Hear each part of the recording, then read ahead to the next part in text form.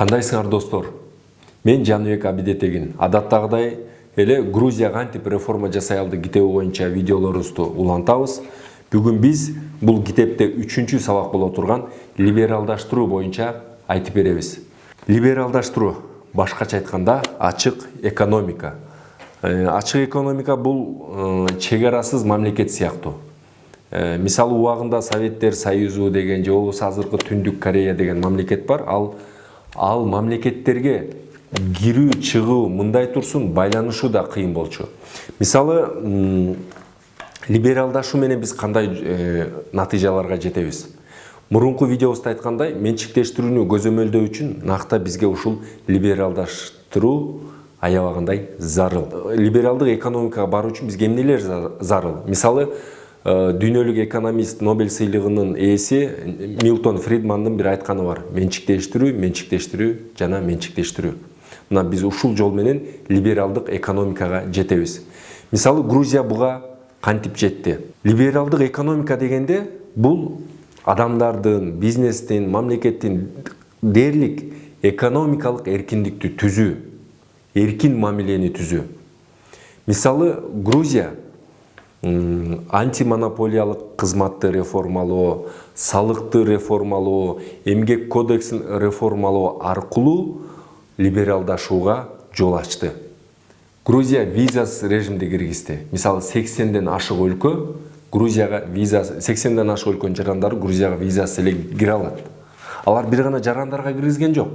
Алар мисалы Каха Бендукидзенин айтканы бар: эмне үчүн өнүккөн өлкөнүн, Швейцариянын, же болбосо Жапониянын бир жараны бизге келгенде биз аны текшеришибиз керек. Өнүккөн өлкөлөрдүн жарандарын визасыз эле киргизели деп алар киргизе башташкан. Алар бир гана жарандарын эмес, ошол өлкөдөн келген айрым товарларды дагы ашыкча текшерүүдөн баш тартышкан. Эмне үчүн Германияда текшерилген бир дары же болбосо дагы бир башка бир товар кайра Грузиядан экинчи жолу текшерилиш керек. Мына ушул сыяктуу нерселерден арылуу менен булар көптөгөн бизнес ичиндеги мамилелерди чыңдай алышкан. Мисалы мындай бир адамдын эркиндиги, мына адам өзү эркин. Каалаганын кылат, каалаган киши менен сүйлөшөт, каалаган менен каалаган жумушка кирет. Ушул адам эркиндиги эмне үчүн бизнеске келгенде улантылбаш керек? Эмне үчүн адам эркиндиги кайсы бир топко кошулганда улантылбаш керек? Мына либералдык экономика деген ушул. Грузия негизи ушул либералдык экономикаларды ишке ашууда, мисалы ошол эле Heritage Foundation дегендин рейтинги боюнча 1-орунга чыгышкан. Ал кандай? Жанагы мисалы жумушчу менен жумуш берүүчүнүн ортосундагы мамилеге мамлекет кийлигишкен эмес. Негизи эле мамлекет көп нерсеге кийлигишүүдөн баш тарта башташкан.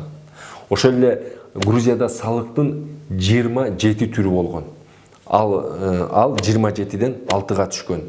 Же болбосо мисалы бүгүн бизде билим берүү боюнча аябагандай чоң көйгөйлөр болуп жатат. Мисалы Грузияда бир студент жогорку окуу жайды өзү тандайт. Мисалы албетте бизде деле өзү тандайт, каалаган жагына тапшырат, эгер өтсө окуйт.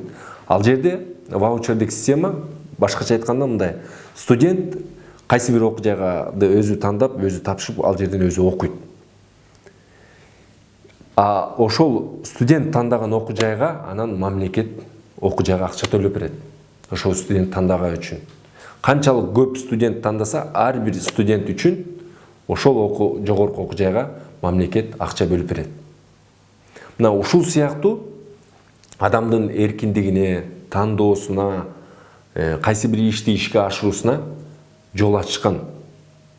Мунун бардыгын ишке ашырууда Грузия, мисалы коррупция жагынан айта турган болсок, 2003-2009 жылдары коррупцияны изилдеген эл аралык институт бар. Бул Transparency International'дын рейтинги боюнча Грузия 1-орунга чыккан, паракорчулукту жоюу боюнча.